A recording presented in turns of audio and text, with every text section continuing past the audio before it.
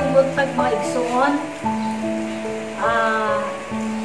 Inaot nga niini nga kabuntagon ana kita sa dakong kalinaw taliwala niini atong kapanahonan karon. Adto na usab kita sa pulong sa Dios karon ako pagadaton diha kaninyong karon. Apan ang iyang pulong nag-ingon sa Filipos chapter 2 verses 12 to 13. Matod pa siyang pulong nag-ingon, "Therefore, my dear friends, as you have always obeyed, not only in my presence, but now much more in my absence, continue to work out your salvation with fear and trembling. For it is God who works in you to will and to act according to His good purpose." Magampo ta. Amahan nga labing gamhanan, Dios ikaw sa walay katapusan ining orasa sa kabuntagon. Ako kang giday, pasalamatan, bisan taliwala sa among panahon. Apan ang imong pulong nagapadayon sa paglig-on, pagdasig kanamo o Dios. Sa pagpadayon, sa pagtuo nga kusganon diha kanimo Ginoo. Nining orasa balaana ang imong mga pulong o ikaw among Dios nga magapanalangin sa matag usa kanamo nga bisan pa si kinsa karon amang kita og makadungog sa imong pulong makaabot ni nga video kung asa magaabot. Ikaw ang Dios magapanalangin og magaayo sa tanang may balatian karong panahon in the name of Jesus, both spiritual and physical sickness, O God, in the mighty name of Jesus. Ang imong gabong Ginoo magapamuhat. Salamat kay ikaw magamilagro sa iyong mga kinabuhi Ginoo. Putob sa tanan Ginoo karon nga ana sa panginahanglan. Ikaw ang Dios magatubag nining tanan. Salamat Ginoo sa imong kaayo. Amen. Dalaygon ikaw sa walay katapusan. Kanimo lamang o Dios ang tanan dungog o himaya sa pangalan ni Jesus among manluluwas. Amen. Ang Biblia nagtugan sa 1 Samuel chapter 17 verse 47. Nag-ingon, "The battle is the Lord's. Ang gubat iya sa Dios." As we are facing this global crisis, tanawa na to karon kini nga dako nga kalisod, dako lapad nga kalisod, gabisan pa ang mga kauluhan, ang mga bantugang tao sa atong kauluhan, sa atong nasod, naglisod unsaon pagsulbad niini. Mga atong tan-awon, bisan ang ilang kaugalingong mga panghuna-huna o ang kaugalingong gahom sa tao, wala makahimo sa pagsugpo nini tungod kay kini nga panggubatan dili iya sa tao kundi iya sa Dios. Kumusta karon ang atong mga espirituhanon nga bahin as we are facing this global crisis, as we are facing this battle? Hinaot ngang ato karon mga espirituhanon nga bahin karon nahimong nagpadayon nga masaligon diha sa Dios. Tungod kay kini nga panggubatan karon igsuon nagasangko sa duha lang karesulta ani nga panggubatan sa gubat sa kalisod karong panahon na. Og panahon karon sa pagdesisyon adunay duha lang kabutang nga mogawas nga mahimo natong madesisyon karon. Una, recovery or death. Ang iyang pulong nag-ingon sa Deuteronomy chapter 30 verse 19, "This day I call heaven and earth as witnesses against you, and that I have set before you life and death, blessings and curses. Now choose life so that you and your children, you and your descendants, you and your family may live." As we're talking about the favorable choice, kining pagpili nga doon na kay makuha. kining pagpili nga makita nimo nga makasiguro ka nga mosangko sa maayo. Kanang pagpili nga dili nimo basulon. We have 3 things to do. First is choose life. Second, choose the best choice. Then third, choose to be godly. Ang iyang pulong nag-ingon, arita sa permiro, choose life. Moni ang giingon sa iyang pulong karon, choose life. Buti pasabot, choosing life means to walk in God's ways. Ang pagpili sa kinabuhi nangahulugan sa paglakaw sa dalan sa Dios. Nangahulugan sa pagpailaw sa Dios. Nangahulugan sa tinuod nga pag-alagad ngadto sa Dios aron ikaw ug ang imong kaliwatan, ikaw ug ang imong mga anak, ikaw ug ang imong kaugalingon mabuhi sa atong panahon karon, then panahon sa kalisod.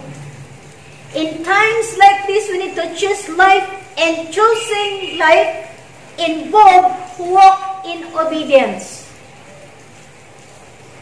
Deuteronomy chapter 5 verse 33, nag-ingon, walk in obedience to all that the Lord your God has commanded you, so that you may live and prosper and prolong the days in the land you will possess.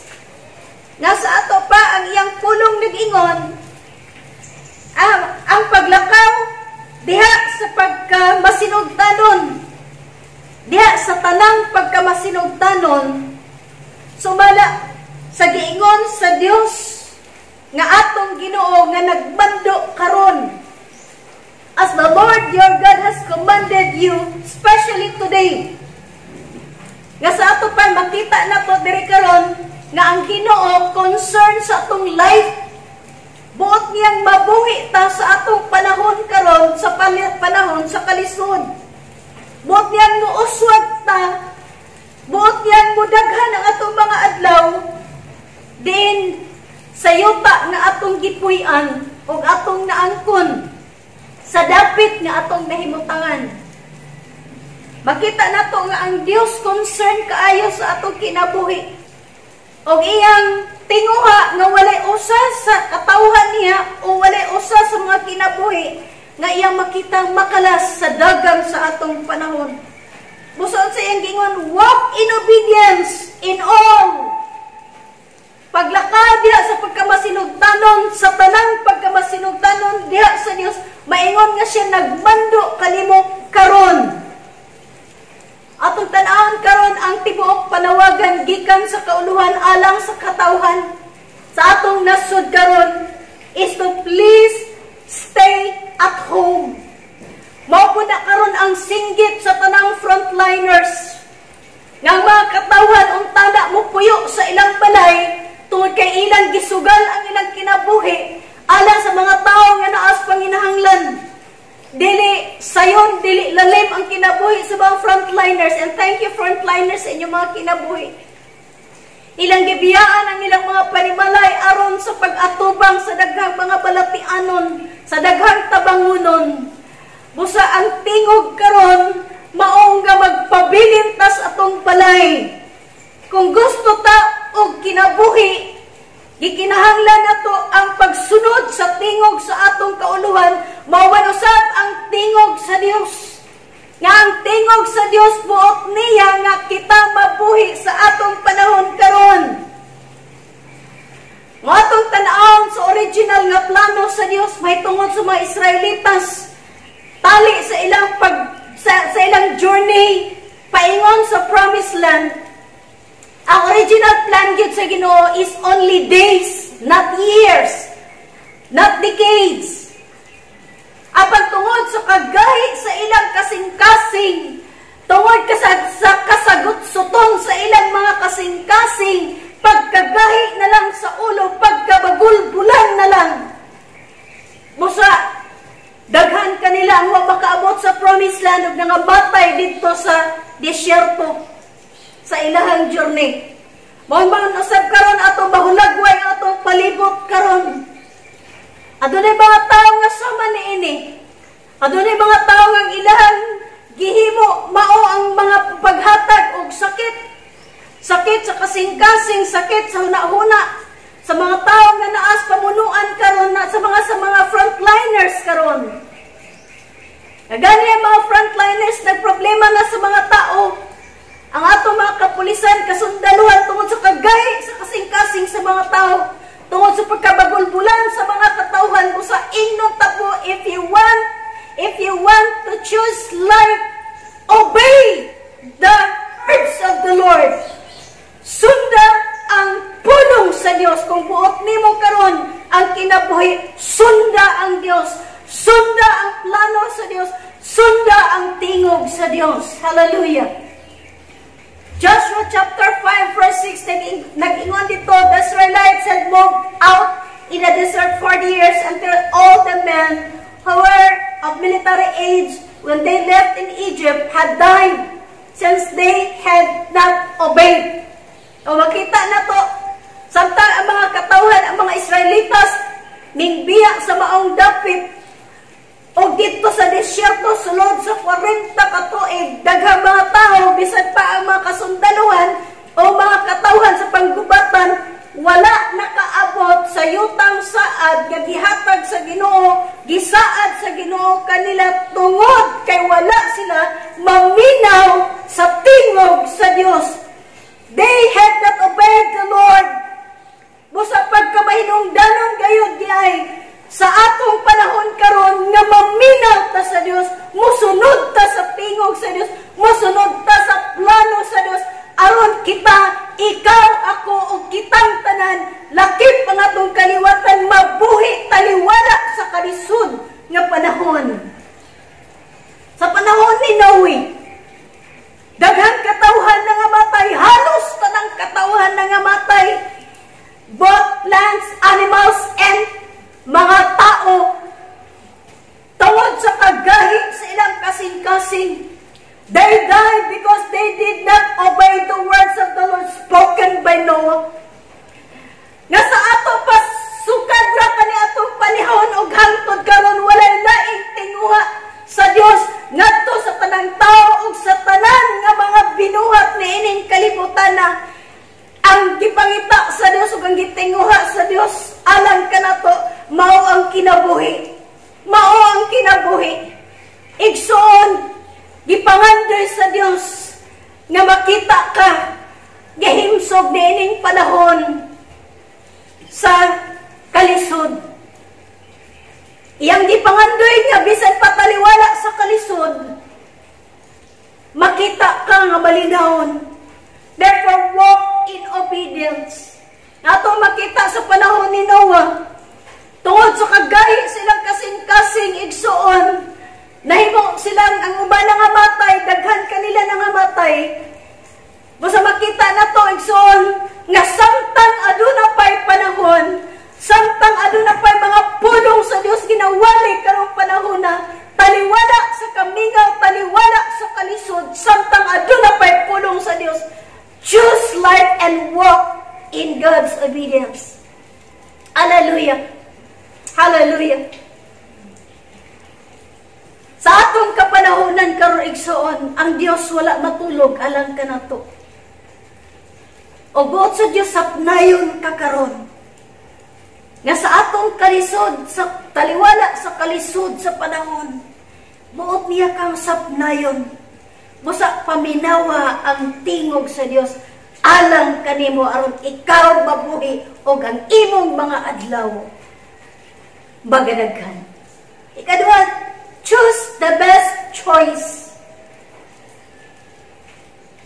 Like for example, ang doktor mo ingon sa imuha na mo introduce sa imuha sa maong medisina unya kay makahatag to og kaayuhan kanimo, nya imong gipalit, imong gidawat, imong gidalag sa imong balay, unya imong gituuhan nga kadto nga tambal makaayo panwa di mo gitumarwa, di mo na buhata.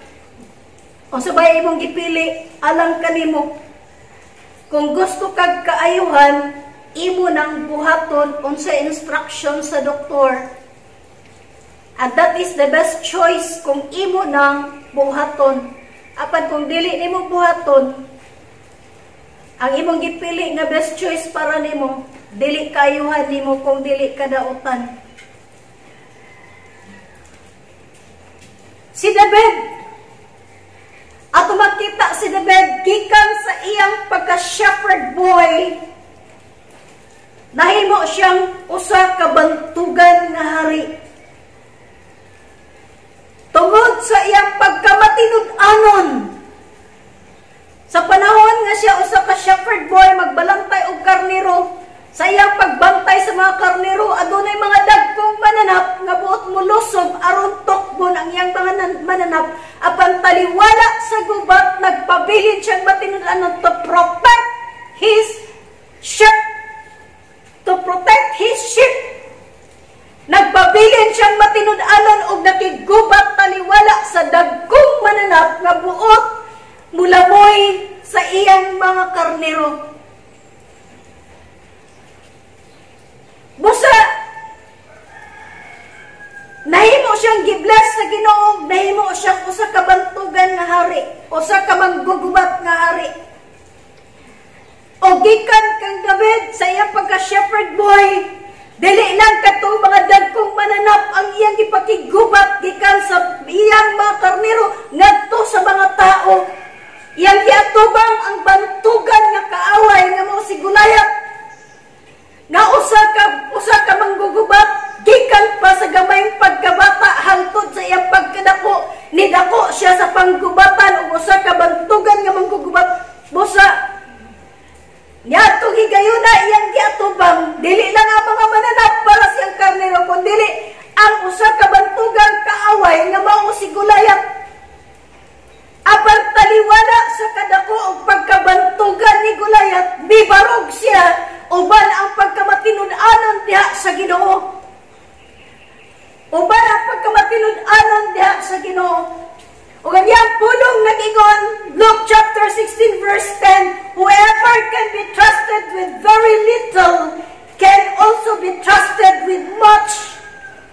Bisan kinsa katong kapialan sa jutang butang, pialan siya sa Ginoo sa mga dagkong butang. Nahimo niya na proteksyonan ang iyang mga karnero.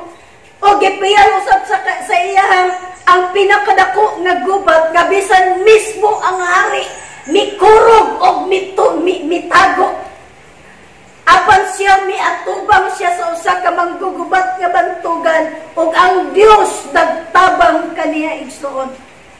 Isaiah chapter 11 verse 5, and faithfulness the sash around his waist. Ang pagkamatinud-anon nahimong bakos, alam mo ay bakos alang sa iyang hawak. Karon ang panahon nga ang pagkamatinud-anon imong ibakos sa imong hawak uban ang saktong sukod. Dapat kung maggamit ka og sinturon, dapat ang sinturon imong hugtan. Karon ang pagkinabuhi, ang panahon sa pagkinabuhi nga hugtanay bakos tungod kay niata nag-atubang sa taliwala sa kalisod, taliwala sa wala tayo mahimo. Panahon karon nga atong pagtuo, ang atong pagkamatinud-anon sa Ginoo, atong hugtan sa maayong paghugot, atong bangon sa Dios aron makabarog kita tali sa mga buhat sa kaaway. Igsuon og mahimo kang madaugon. Alang kang David, iyang gipili ang pagkamatinud-anon, taliwala sa kalisod, taliwala sa gubat. Psalms 97 verse 10, for he guards the lives of his faithful ones. Mao niya makita igsuon sa diyang matinud-anon tabantayan gayud sa Dios ang iyang mga matinud-anon. Sa dihang matinud-anon ta ang Dios atong kauban, matinud-anon usab nga magauban kanato. Sa libro sa Biblia, adunay usa ka banggiitang tao nga gigandag sinaaman. Taliwala sa pagkadungganon, taliwala sa pagkabanggiitan, taliwala sa pagkadakong tao sa panggubatan igsuon. He chose to Jordan River. At ang tanawin soon, Naaman was a commander of the king of Aram. He was a great man in the sight of his master. Usa na nakahigayon na takbuyan siyang balatian nga walay makaayo. Bisan ang ilang mga doktor sa dapit sa Aram, walay makahimos pag-ayo kaniya. Usa sa iyang mga bihag ningon, umadto ka sa dapit namo, dinatoa dito ang tao sa Dios ug iya kang ayuhon. Busa miadto siya. O sa pag-abot niya dito, wala siya giatubang ang kauban ra sa alagad sa Dios, miatubang niya unya dayon. Misulti nga paadtoon siya sa Jordan River o patusloon siya 7 times. Nahimo siyang na-disappoint tungkol kay nagtuo siya, gawason siya ni Propeta Elisha. O niya, ampuan siya, apan ang nahitabo, gimanduan siya to dip himself to the Jordan River 7 times.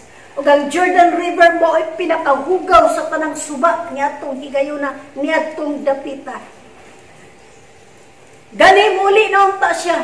Apan ang iyang mga goals, ang iyang mga kauban nga mga kasundaluhan nga nag-uban kaniya, niingon nga kinahanglan na itong paminawon kung unsa ang tingog sa alagad sa Dios. Atong sulayan. Tungod kayang nakita nga hugaw kaayo ang Jordan River, nagdumili siya. Apan sa ngadto-ngadto ang iyang kasing-kasing nakabaton og pagpaminaw ngadto sa iyang mga kauban og dayon iyang gisulayan. Iyang gisulayan. Usahay ang pagpili sa pinakalabing maayo. Usahay nagkinahanglan na imong kalimtan, imong kaugalingon, imong dumilian ang imong kaugalingon, ang imong pagkabantugan, imong dumilian ang imong pagkadunggan to choose the best choice. Igsoon. Kung si kinsa siya, ay yan tanawon usa siya ka commander. Dili unta siya musugot, dili unta siya buot maminaw tungod kay usa siya kadakong tao og usa ka taong respetado sa tibuok yuta niya tong dapit sa Aram.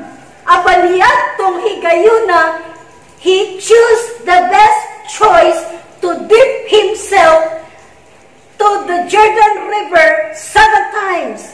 He chose to obey what the man of God says. Iyang gipili ang pagsugot kung unsa ang gisulti gimando sa tao sa Dios. And finally, ang kaayuhan iyang naangkon. And guess what, igsuon? Alang sa taong mapaobsanon ang Dios magpanalangin, maghatag og grasya. Nga sa atong panahon karon, ang gipangita sa Dios sa iyang katawhan tali niining malisod nga panahon, mao espiritu sa pagkamapaobsanon sa atubangan sa Dios. Ikatulong,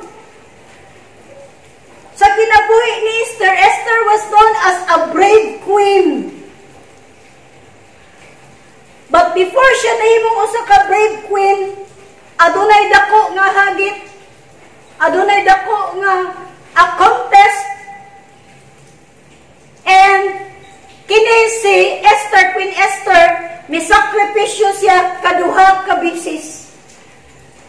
First, she sacrificed herself for the beauty treatment within 12 months. Aron lang nga mahimo siya matahom ug maanyag, nga makapture niya, mabihag niya ang kasing-kasing sari ug mapili siya ni adto nga contest. Ikaduha, ang iyang pagsakripisyo pinaagi sa mga pagpuasa o pagtuaw ngadto sa Dios aron sa pagluwas sa iyang kaliwatan. She chose to sacrifice herself to capture the king's heart. That was the first contest. And the second contest is she chose to sacrifice herself through prayer and fasting 3 days and 3 nights with her maidens, and to prepare herself to see the king. Iyang gipili ang pagsakripisyo sa iyang kaugalingon, pinaagis mga pagtuaw o pagpuasa. Sulod sa tulog kadlaw, tulog kagabi, o gumanya na iyang giandam ang iyang kaugalingon sa pagpakikita sa hari nga walay order gikan sa hari. Yung kanya itong higayon na kumatubang ka sa hari nga wala kang ipatawag, patyon yung ka sa hari. Apan iyang gipili ang pagsakripisyo sa mga pagtuaw.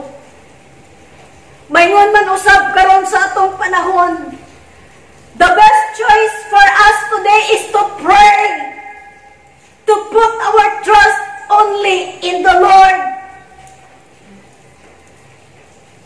to bow down and kneel before the Lord. Mo na ang pinakalabing maayo. Pinakalabing maayo nga atong pagabuhaton karon taliwala sa atong panahon. Gani ang atong Pangulo sa atong nasod. Nagpahibangan ka na to pray. Iyan po ang atong nasod, ang atong mga frontliners nga magsakripisyo tas mga pagtuaw alam kanila nga mga frontliners. Tungod kay sila ang nagatubang sa maong panggubatan sa atubang gayon sa face-to-face nga pag-atubang sa maong panggubatan ni ining atong panahon karon. O si Queen Esther, iyang gipili ang pagsakripisyo sa iyang kaugalingon, ang mga pagtuaw, ang mga pagluhod, tali sa plano nga daotan ni Prinsipe Haman. O giyatong higayon na iyang gipili ang pinakalabing maayo to save her generation. Basta sa iyang gibuhat, nagsakripisyo siya. Ikatulod, choose to be godly. Sa verse 12, sa iyang gingon sa verse 12, work out your salvation. In times like this, if you choose to be godly, we need to work out our salvation while it is day. Sa atong kapanahonan o sa susama nga panahon karon, kung buot na itong pilion ang pagka-Diyos na pagkamahadlokon sa Diyos, we need to work out our salvation samtang doon na pa'y panahon. Samtang makahimong pata pagbasa sa iyong pulong, samtang makahimong pata sa pagtuaw, sa mga pag-ampo diya sa Diyos, samtang doon na patay oras karon nga itigom sa atong pamilya, uban sa mga pagtuaw diya sa Ginoo. John chapter 9 verse 4, as long as it is day, we must do the work of Him who sent me. Night is coming when no one can work. Taliabot ka ng panahon na igsoon. Busa samtang adlawan pa, managbuhat kita sa buluhaton nga iya sa Dios. Kay kini nagubat dili ato iya sa Dios. Busa ang iyang pulong naghagit ka na to, while it is day, as long as it is day, we must do the work of the Lord. Karon panahon Domingo, panahon sa pagsimba. Dili babag nga wala ta sa atong simbahan. Apanaata sa atong mga balay, makahimo tas pagluhod sa Dios, makahimo tas pagsimba sa Dios, pagdaig sa Dios, uban sa atong pamilya while it is day. Choose to be godly while it is day. Samtang naapatay panahon, samtang adlawan pa, samtang makahimong pa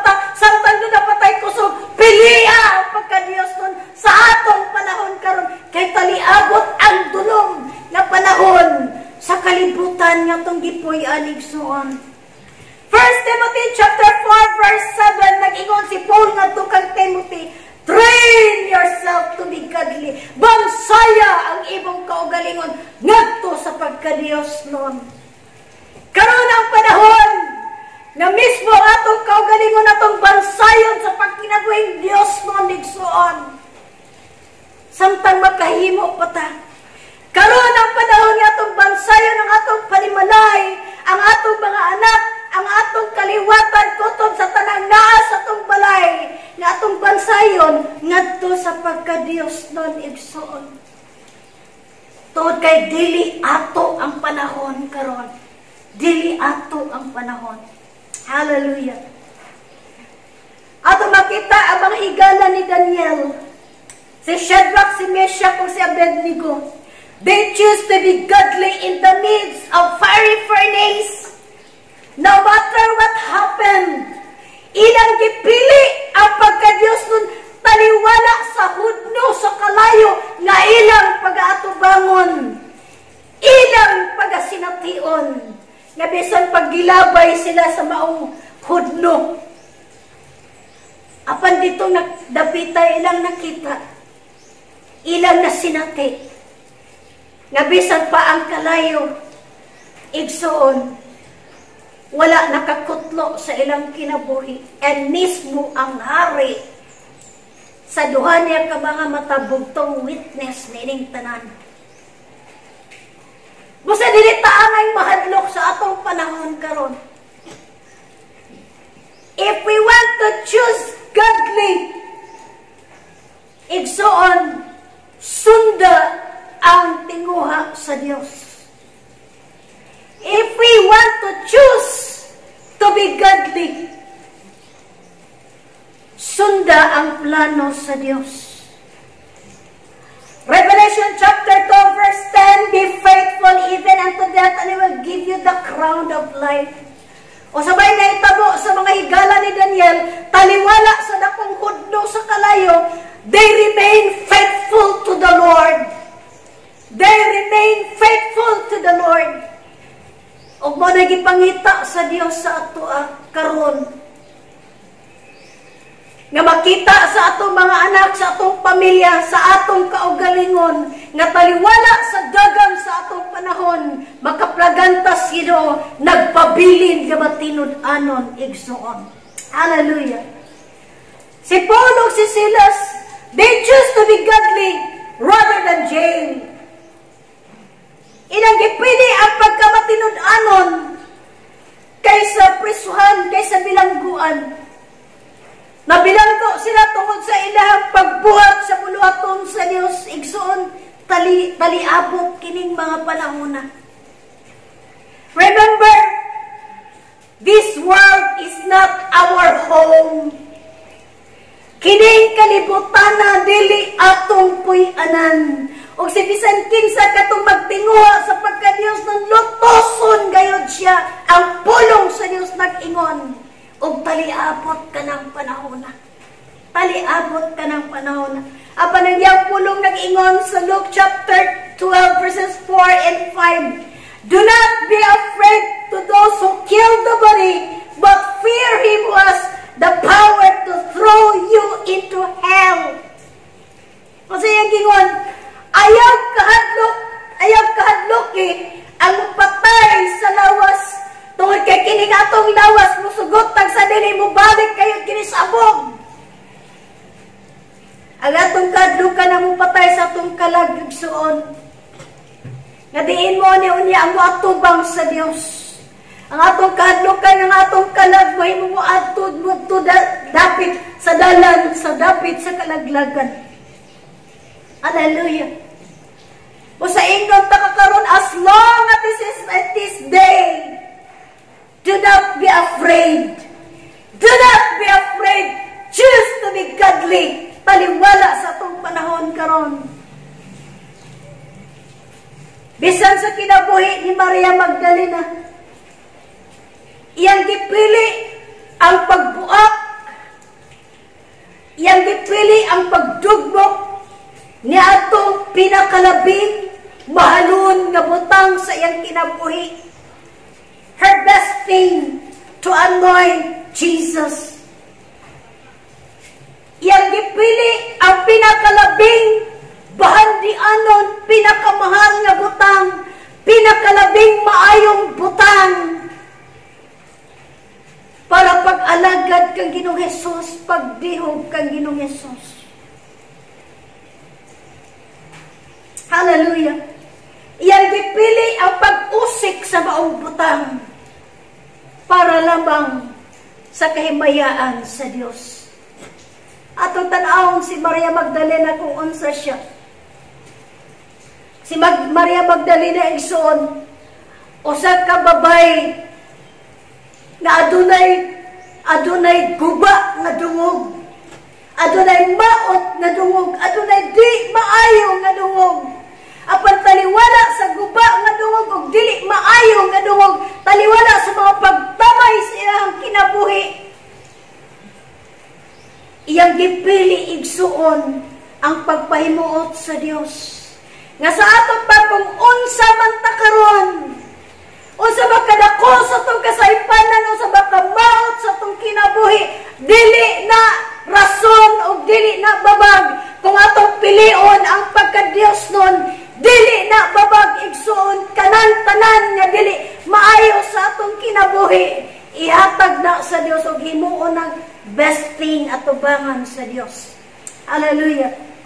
Hallelujah.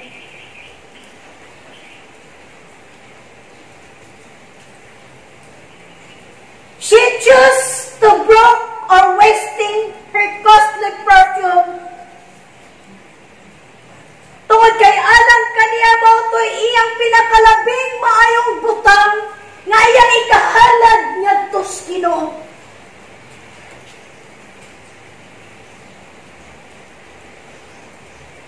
Og alam kaniya ang pagdihog ug pag-alagad ngadto sa Dios mao ang pinakalabing maayong butang.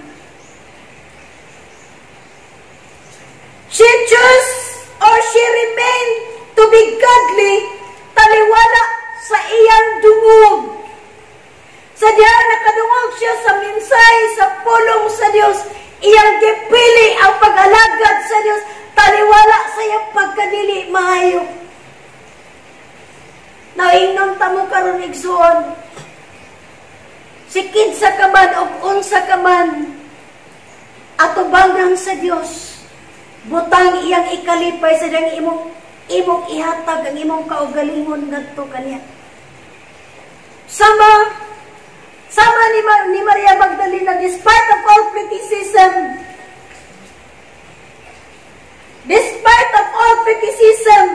she chose to continue to serve the Lord by using her perfume to please Jesus. Because this is the best thing ngayang nakita, even in the midst of darkness life. Ang pag-alagad sa Diyos mo ang pagpili ngadto sa pagka-Dios doon, ug ang pagpili sa pagka-Dios doon mo pinakalabing maayong butang. Mo sa ako mong hagiton karon, while it is day, choose to be godly. Choose to serve God. Because night is coming when no one can work. Taliabot kining mga panahon na mo sa samtang doon na pa'y panahon, pilia ang pagkinabuhi na Diyos nun at ubangan sa Diyos. In times like this, we need to choose the favorable choice in order to work out our salvation in blessing and in goodness. For it is God who designed you according to His good purpose. Hallelujah. Sa susama na inig ang panahon karon, ikinahanglan natong pilion ang pagpili sa labing maayo aron sa pagbuhat, aron sa pag-ugmad sa atong kaluwasan. Diya sa panalangin o sa kaayo sa Dios. For it is God who designed you sumala sa iyang maayong katuyuan. Samtang adlawan pa, samtang aduna pa'y panahon, samtang makahimo pata, samtang may igo patang puso, choose God. Ang Diyos magpalalangin ka na puntanan. Gampo pa. Ginoo nga labing gamahanan Diyos ka sa walay katapusan ining orasa Ginoo sa kabuntagon. Salamat Ginoo sa imong kaayo, salamat sa imong pulong karon. Og tuguti ang imong pulong karon o Dios. Magapukaw sa among Ginoo mga kinabuhi karon sa among pagbati diha kanimo Ginoo. Og magamando sa among mga kinabuhi to choose life, Lord, to choose you. Taliwala sa among panahon karon. Samtang adin na kami panahon, samtang makahimo kami. Samtang kauban pa na mo ang among panimalay. Na magpadayon kami Ginoo, nga mualagad kanimo. Magpadayon kami Ginoo, nga muhalad sa among pinakalading maayo. Taliwala Ginoo sa among Ginoo pagkadili maayo. Na magpadayon kami o Dios, nga mualagad kanimo, magpadayon sa pagbuhat sa mga butang, magpahimuot kanimo o Dios. Balaan na ang imong mga pulong, o kutob karon sa tanang mga problema, ikaw ang Dios mag-aayo. Tuguti Ginoo nga kana nga mga problema Ginoo makakaton sila nga wangad diha kanimo taliwala din nga mga problema. O salamat Ginoo nga imong tabang o Dios. Maganunod dito sa imong katawhan Ginoo. Salamat Ginoo sa imong kaayo. Magapanalangin ikaw sa matag panimalay karon. Ang ilang mga lamisa imong panalanginan o Dios nga dili magkulangan sa inadlaw-adlaw ang panginahanglan Ginoo. Salamat Ginoo nini oras sa dalay ko ikaw. Salamat sa tanang katubagan sa